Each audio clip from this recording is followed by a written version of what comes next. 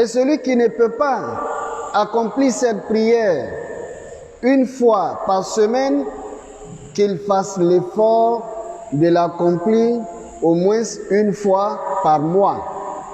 Et celui qui ne peut pas une fois par mois, qu'il fasse l'effort de l'accomplir au moins une fois par an. Et celui qui ne peut pas, qu'il fasse au moins l'effort pour accomplir cette prière au moins une seule fois dans sa vie. Cette prière qui est nommée par le prophète alayhi salatu wassalam Salatu Tasabih, la prière de glorification d'Allah subhanahu wa ta'ala. Et les savants parlant de cette prière en faisant des recherches sur les différents hadiths qui parlent de l'importance de cette prière qui est la Salatu Tasabih, qui est une prière tellement importante que le prophète alayhi salatu wassalam nous recommande, même s'il ne serait qu'une seule fois dans notre vie, il ne faut jamais accepter de pratiquer ton islam jusqu'à la fin de ton jour sans faire au moins une fois cette prière.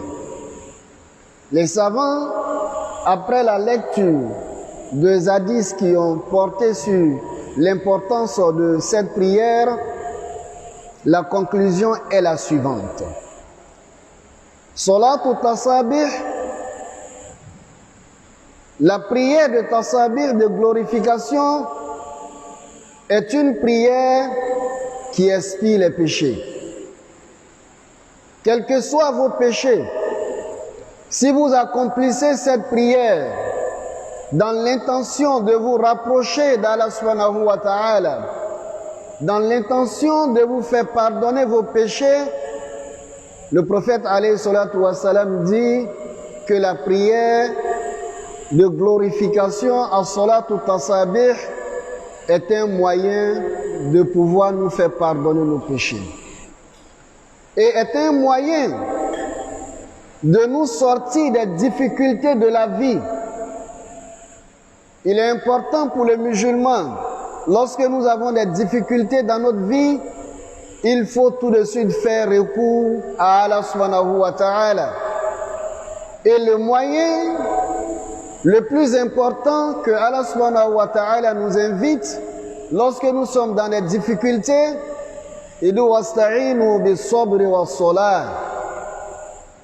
Aidez le secours d'Allah subhanahu wa ta'ala lorsque vous êtes en difficulté à travers l'endurance, le pardon et à travers la prière. Et les savants nous disent que l'une des prières les mieux indiquées à nous aider dans nos difficultés, c'est la Salatu Tasabih. Et la Salatu Tasabih, lorsque vous avez des soucis et que vous accomplissez cette prière dans l'intention de dissiper vos soucis, le prophète alayhi salatu wassalam, il dit qu'il vous garantit à travers cette prière que Allah subhanahu wa ta'ala va vous donner une vie meilleure que la difficulté que vous traversez. Comment se fait cette prière? Une prière tellement importante. Voilà pourquoi ce soir nous allons dire que nous allons fermer le chapitre de la prière avant la question ou bien avant les séries de questions avec Salatu Tasabih, pour que chacun d'entre nous ici essayons d'accomplir cette prière afin que Allah subhanahu wa ta'ala, dans un premier temps, nous pardonne nos péchés et dans un deuxième temps, nous aide à résoudre nos problèmes et nous sort de nos difficultés. Salatu Tasabih, c'est une prière de 4 rakats. Suivons très bien, c'est très simple. c'est une prière de 4 rakats. Et les 4 rakats, selon la majorité des savants, il n'y a pas de salam entre les 4 rakats. Ça veut dire, lorsque je fais 2 rakats, nous savons que généralement dans les prières surrogatoires, quand on fait 2 rakats, on fait le salam et ensuite de suite, chaque 2 rakats, on fait le salam. Mais les savants nous disent que avec la salat ou tasabih, lorsque je fais 2 rakats, je ne fais pas de salam. Comment se fait la prière de tasabih, la prière de glorification? C'est une prière, lorsque vous finissez de vous purifier et que vous vous mettez sur votre natte, vous formulez l'intention. Ça va dépendre de ce que vous voulez réaliser. Nous avons dit que c'est valable pour beaucoup de choses. Mais quelle que soit l'intention que vous allez formuler, la salat ou tasabih, la première des choses, ça va vous faire pardonner vos péchés. Après avoir formulé l'intention, vous allez faire la takbiratul ihram, qui est Allahu Akbar de sacralisation. Vous faites Allahu Akbar. Après cela, vous récitez la Fatiha, comme on le fait dans les autres prières. Après avoir récité la Fatiha, vous pouvez réciter une sourate de votre choix. Si je veux, sourate Ikhlas, Qul huwallahu ahad, Allahu samad, jusqu'à la fin. Si je veux, Qul a'udhu birabbil falaq. Si je veux, en tout cas la sourate qui m'est facile, que je maîtrise, je récite une sourate. Après avoir maintenant récité la sourate, je vais commencer à réciter les différents tasabih qui se trouvent dans cette prière. À savoir, Subhanallah, walhamdulillah, wallah ilaha illallah, Allahu Akbar. Voici les 4.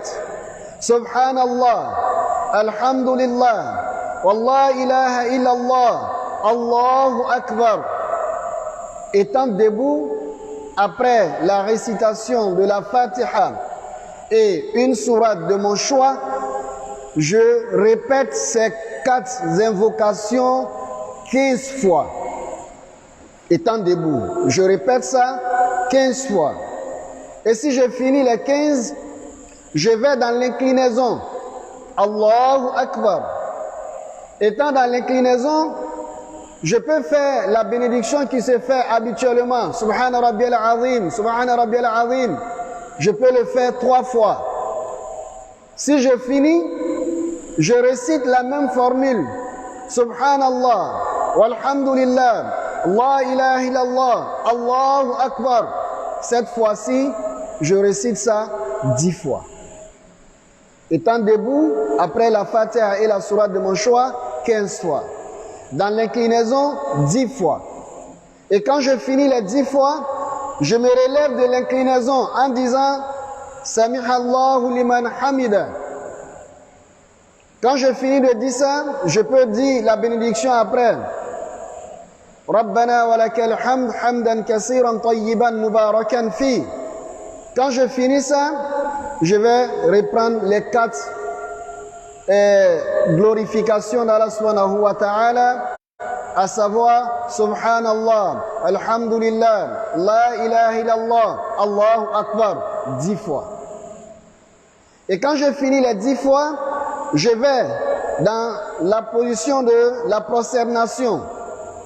Le front par terre, je peux réciter Subhan Rabbiyal A'la 3 fois. J'ai le choix. C'est pas obligatoire, je peux le faire.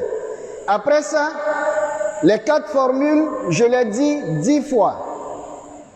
Et quand je finis les 10 fois, je m'assois entre les 2 prosternations. Je finis, étant assis entre les 2 prosternations, je répète encore les 4 formules 10 fois. Et je repars dans la 2e prosternation. Étant dans la 2e prosternation, je répète encore cette même formule 10 fois. Quand je finis les 10 fois, dans la deuxième prosternation, j'ai le choix. Les savants disent que si je veux, je fais une petite pause avant de me lever. Dans cette petite pause, je récite Subhanallah, Alhamdulillah, Allah ilaha illallah, Allahu Akbar 10 fois. Quand je finis ça, je me lève et je récite la Fatiha, je fais la même chose. Ou bien, si je sais que faire la petite pause, ça va être compliqué pour moi, je peux me lever. Mais si je me lève, je ne commence pas par réciter la Fatiha. Je fais les 10 fois et ensuite je commence la Fatiha. Qu'Allah nous donne la bonne compréhension. Donc si vous avez vu quelqu'un faire la première formule ou la deuxième formule, il n'y a pas de problème. Le plus important, dans la rakat, ce nombre de 75 fois, vous devez l'avoir. Et la deuxième rakat, vous faites la même chose. Récitez la Fatiha et une autre sourate de votre choix. Et après, 15 fois. Subhanallah, Alhamdulillah, Allah ilaha illallah, Allahu Akbar. Après ça, on va dans l'inclinaison. La même chose, 10 fois. Après, on se relève de l'inclinaison, 10 fois. On va dans la première prosternation, 10 fois. On s'assoit entre les deux prosternations, 10 fois. On va dans la deuxième prosternation, 10 fois. Quand on s'assoit maintenant pour la deuxième rakat, avant de réciter la tahiyya, on récite aussi 10 fois. Et maintenant, on récite la tahiyya. Quand on a fini de réciter la tahiyya, on ne fait pas de salam. On se lève, on fait la troisième rakat, la même chose, ainsi que la quatrième rakat. Donc c'est après la tahiyya et la prière sur le prophète de la quatrième rakat, on va maintenant faire le salut final. Qu'Allah nous donne la bonne compréhension.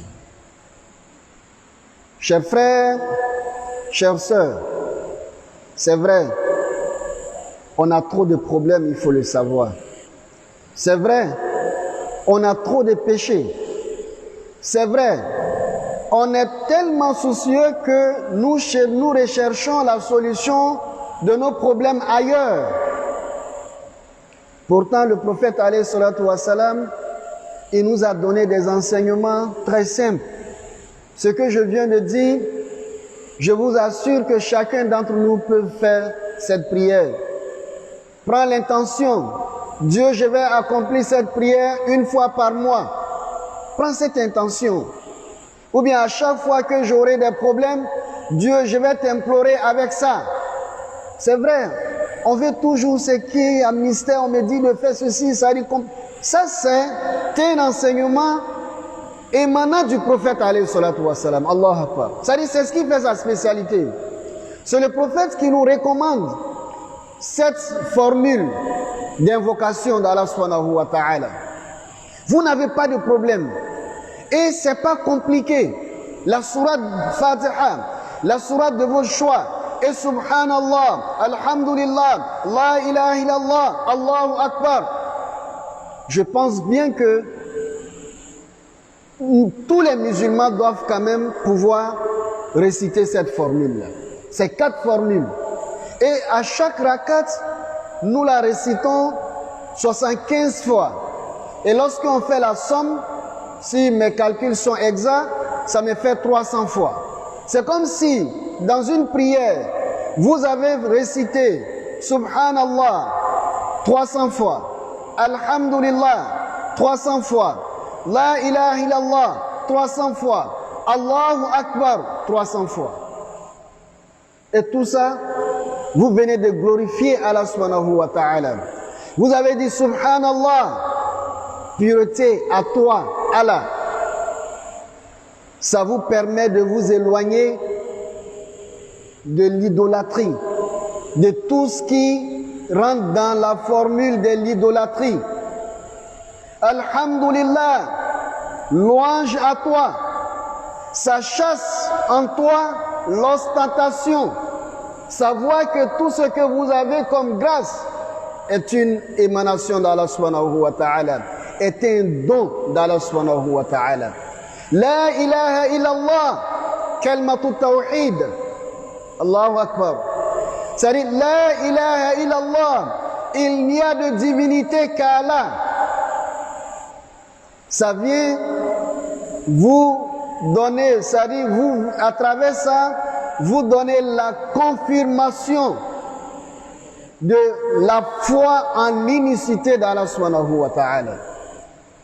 Et pour terminer, Allahu Akbar. Allah est le plus grand. Allah est sublime. Donc je n'ai pas de problème dans ma vie qui peut dépasser les capacités d'Allah subhanahu wa ta'ala. Donc voilà, ces 4 formules, lorsque vous les faites avec amour, avec foi, avec conviction, le prophète alayhi salatu wassalam, il dit qu'il vous garantit l'expiation de vos péchés. Il dit qu'il vous garantit la dissipation de vos problèmes. Il dit qu'il vous garantit l'assistance d'Allah subhanahu wa ta'ala dans vos différents projets. Chers frères, chères sœurs, ne soyons pas avares envers nous-mêmes. Ne cherchons pas les solutions avec des moyens que nous n'avons pas. C'est ça le problème. On va aller voir quelqu'un, il va me dire de faire peut-être ayat al-kursi 600 fois ou bien 500 fois. Finalement, je dis, ah mais vraiment, je ne peux pas faire ça. C'est-à-dire, n'allons pas chercher loin, chers frères, chères sœurs. Et si celui qui, de temps en temps, dans sa prière nocturne, vous essayez d'introduire ça, vous vous levez, simplement dire qu'aujourd'hui, je veux magnifier Allah subhanahu wa ta'ala, je veux glorifier Allah subhanahu wa ta'ala, je veux rendre la grandeur d'Allah subhanahu wa ta'ala. Wallahi, si vous avez pris l'habitude de le faire, le prophète alayhi salatu wassalam vous garantit ces éléments que je viens de dire. Qu'Allah nous donne la bonne compréhension de l'islam, qu'il nous facilite la bonne pratique de l'islam et qu'il nous facilite la pratique enseignée par le prophète alayhi salatu wassalam. Et pour terminer, comme je le dis, Allah subhanahu wa ta'ala nous a donné 2 choses seulement lorsqu'on est dans les difficultés. Wasta'inu bis-sabri was-salah. Aidez-vous, demandez le secours d'Allah subhanahu wa ta'ala à travers quoi? L'endurance. Savoir que cette épreuve est une émanation d'Allah, j'accepte. Et quand je finis ça, je m'assois? Non, avec la prière. Et à travers la prière, l'une des formules que le prophète alayhi salatu wassalam nous a enseignées, voici ce que nous venons de dire, qu'Allah nous donne les mérites et que Allah nous facilite la bonne pratique de cette prière, Inch'Allah.